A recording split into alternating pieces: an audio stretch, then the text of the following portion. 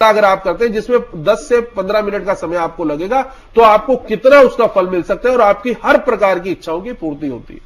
तो हर इच्छा की पूर्ति आपकी हो सकती है, लेकिन आपको सिर्फ मां की शरण में स्वच्छ मन से, साफ मन से, पूरी श्रद्धा के साथ जाना है।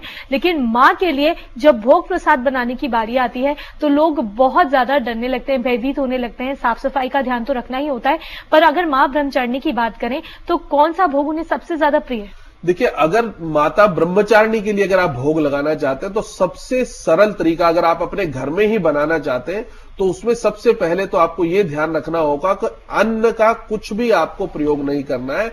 और अगर आप बनाने में असमर्थ है तो अगर फल का ही सिर्फ भोग लगा दें तो उससे भी माता प्रसन्न हो जाती है।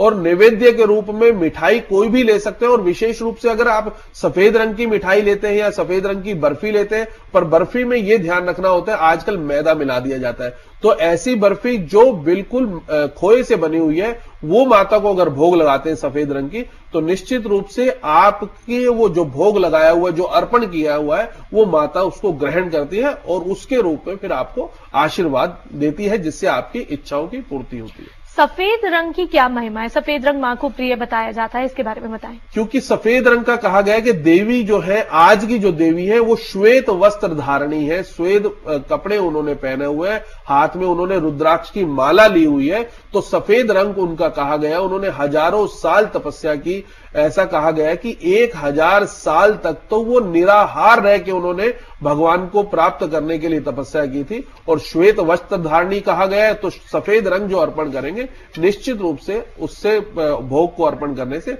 आपकी मनोकामना पूर्ण होती है।